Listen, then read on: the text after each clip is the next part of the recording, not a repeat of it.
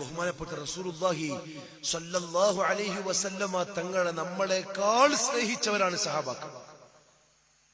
നമ്മളൊന്നും അതിന്റെ 7 അയലത്തെത്തിയിട്ടില്ല. ഇന്ന് വരെ എത്ര പ്രസംഗിച്ചിട്ടും കേട്ടിട്ടും പഠിച്ചിട്ടും വായിച്ചിട്ടും അവിടെ നിന്ന് എത്തിയിട്ടില്ല. സഹാബാക്കൾ സ്നേഹിച്ചവരോ എന്തൊരു സ്നേഹമാണ് റസൂലുള്ളാഹി സ്വല്ലല്ലാഹു അലൈഹി വസല്ലമ തങ്ങളോട്. നമ്മളെ കൊണ്ട് താടി വെക്കാൻ പറ്റിയോ? നമ്മളെ കൊണ്ട് താടി നീട്ടാൻ പറ്റിയോ? ഇന്ന് ആദർശത്തിന്റെ മിമ്പറിൽ പോലും പറയാ താടി വെച്ചിട്ടെങ്കിലും കുഴപ്പമൊന്നുമില്ല. അള്ളാഹു മാപ്പ് കൊടുക്കട്ടെ. സലഫി മിമ്പറുകളിൽ അങ്ങനെ വലിയ ആട്ടും പൂടേന്ന് വെച്ച് നടക്കേണ്ട കാര്യമൊന്നുമില്ല. അത് ജസ്റ്റ് പേരിന് ഇങ്ങനെ ഒരു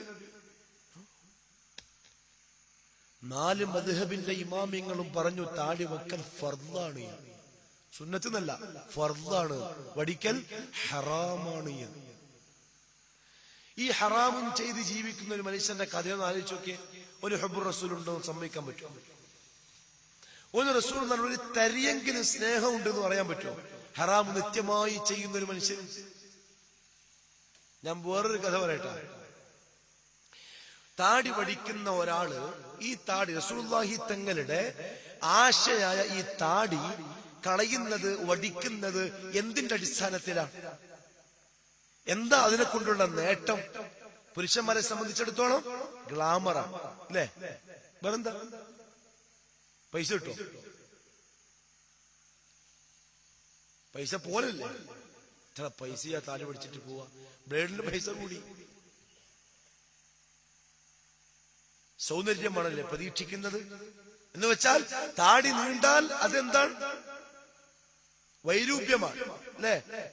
അത് സൗന്ദര്യത്തിന് കേടാണ്, ഭംഗിയില്ലായ്മയാണ്.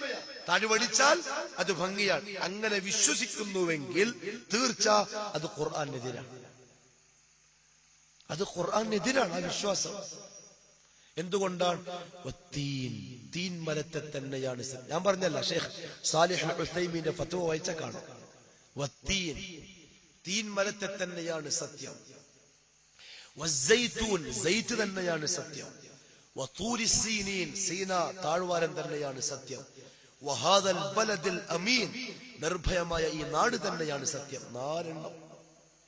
4 സത്യം. പടച്ചോൻ എന്തിനാ സത്യം ചെയ്യൽ? സാധാരണ നമുക്കിങ്ങനെ സത്യം ചെയ്യാൻ അനുവാദമില്ലല്ലോ. മൻ ഹലഫ ബിഗൈരില്ലാഹി, അല്ലാഹ് എല്ലാത്തിനെ കൊണ്ട് സത്യം ചെയ്യാൻ നമുക്ക് അനുവാദമില്ല. അള്ളാഹു അവന്റെ സൃഷ്ടികളെ വിളിച്ച് സത്യം ചെയ്തുകൊണ്ട് പറയുന്ന കാര്യം ഗൗരവമുള്ള കാര്യമായിരിക്കും. അടുത്ത വാക്കേതാ? ലഖദ് ഖലഖനൽ ഇൻസാൻ, തീർച്ചയായും നാം മനുഷ്യനെ സൃഷ്ടിച്ചിരിക്കുന്നു. ഫീ അഹ്സനി തഖ്വീം, ഏറ്റവും മനോഹരമായ ഘടനയിൽ. അഹ്സൻ അങ്ങേയറ്റത്തെ വാക്കാണ്. ഏറ്റവും സുന്ദരമായ ഘടനയിൽ നാം മനുഷ്യരെ സൃഷ്ടിച്ചിരിക്കുന്നു. മനുഷ്യരാരൊക്കെ പെട്ടു? പെണ്ണും പെട്ടു, ആണും പെട്ടു. ഇത് ഫാൻസിന്ന് വാങ്ങി വെച്ചതാ? പെണ്ണുങ്ങൾ മുടി വാങ്ങും പോലെ ആണോ? ഇതിങ്ങനെ വളർന്നു വന്നല്ലേ, പടച്ചവൻ മുളപ്പിച്ചതല്ലേ. എന്ന് വെച്ചാൽ ആണുങ്ങളുടെ അഹ്സന് തഖ്വീമിൽ പെട്ടതാണ് ഈ സാധനം. സുന്ദരമായ ഘടന പടച്ചോന്റെ. എന്താ പെണ്ണിന് താടി വരാത്ത? പെണ്ണിന് താടി വരാത്ത. ഇപ്പൊ നമ്മളൊക്കെ വീട്ടിലേക്ക് പോകുമ്പോ കൊണ്ടാട്ടിക്ക് വലിയ താടി വന്നെങ്കിൽ എന്തായിരിക്കും അവസ്ഥ? വരൂല. എന്തുകൊണ്ട്? പെണ്ണിന്റെ അഹ്സന് തഖ്വീം താടിയില്ലാത്ത മുഖമാണ്. ആണിൻ്റെത് താടിയുള്ളതാണ് അഹ്സന് തഖ്വീം. ഒരുത്തം പറയാ എന്റെ അഹ്സൻ, എനിക്ക് ഏറ്റവും നല്ല താടി ഇല്ലാത്തതാണ്. അല്ലാഹുക്ക് തെറ്റിയതാ? പടച്ചോന് പിഴവോറ്റ് പോയതാ? നമുക്ക് വേണ്ടാത്ത ഗുഹ്യരോമം, കച്ചരോമം, മീശ ഇതൊക്കെ കളയാൻ ആരംഭപ്പൂവായ റസൂലുള്ളാഹി സ്വല്ലല്ലാഹു അലൈഹി വസല്ലം തങ്ങൾ കൽപ്പിക്കുകയും ചെയ്തോ? വിടാൻ കൽപ്പിച്ചു. എന്ന് വെച്ചാൽ അള്ളാഹുവിന്റെ അഹ്സന് തഖ്വീം താടിയോടുകൂടിയ പുരുഷന്റെ ഘടനയാണ്. പെണ്ണിന് അതില്ലാത്ത ഘടനയാണ്. ഒരുത്തൻ ശരീരത്തെ മനോഹരമാക്കാൻ താടിയ വടിച്ചാൽ അതിനർത്ഥം എന്താ? അള്ളാഹുവിന്റെ സൃഷ്ടിപ്പിൽ അപാകത അവൻ കണ്ടു. ഫർജിഅൽ ബസർ കർറതൈൻ യൻഖലിബ് ഇലൈക്കൽ ബസറു ഖാസിഅൻ വഹുവ ഹസീർ. എന്റെ സൃഷ്ടിയെ നീ നോക്ക്, ഇനിയും നോക്ക്, ഇനിയും നോക്ക്. നിന്റെ നോട്ടം നിരാശനായി പരാജയപ്പെട്ട് മടങ്ങി വരും. എന്റെ സൃഷ്ടിപ്പിൽ അപാകത ഉണ്ടാവുകയില്ല.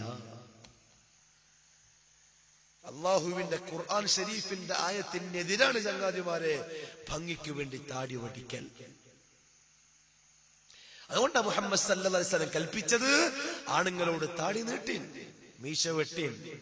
നമ്മള് മീശ അരിപ്പ പോലെ വെക്കാൻ റെഡിയാ, താടി വെക്കാനേ റെഡിയല്ല. ആരാ ഹുബ്ബു റസൂൽ യാഥാർത്ഥ്യമാക്കിയത്? പ്രസംഗിച്ചിട്ട് എന്താ കാര്യം?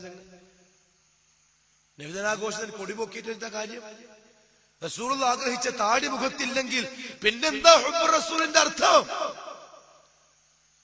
സഹാബാക്കൾ സ്നേഹിത്തിൽ ജീവൻ കൊടുത്തിട്ടാ നമുക്ക് ഈ വളർന്നു വരുന്ന ഫ്രീ ആയിട്ട് വന്ന സാധനം പോലും വെക്കാൻ തയ്യാറല്ല.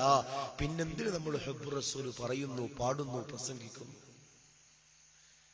ഇപ്പൊ കുറച്ച് ആൾക്കാര് വെച്ചവനെ വടിപ്പിക്കുക, അങ്ങനെ വെച്ചവനെ മുറിപ്പിക്കണേ. എന്താണ് ഊച്ചാൻ താടി ആട്ടിന്റെ പുടയും വെച്ച്?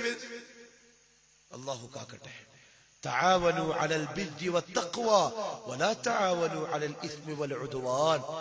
എന്റെ പൊന്നു ചങ്ങാതിമാരെ, നന്മയിൽ സഹായികളാവൂ, തിന്മയിൽ സഹായികളാവരുത്. പേർഷ്യൻ രാജാവിന്റെ 2 ദൂതന്മാർ റസൂലുള്ളാഹി തങ്ങളെ കാണാൻ വന്നു. ക്ലീൻ ഷൈവ ഹബീബായ തങ്ങൾ മുഖം തിരിച്ചു. അവര് ചോദിച്ചു, ഇതെവിടത്തെ നിയമമാണ്?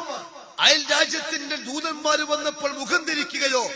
ഹബീബ് പറഞ്ഞു, താടിയില്ലാത്ത മുഖം കണ്ടിട്ട് തിരിച്ചതാ. ദൂതന്മാര് തിരിച്ചു പറഞ്ഞു, നമ്മളെന്ത് ചെയ്യാനാണ്?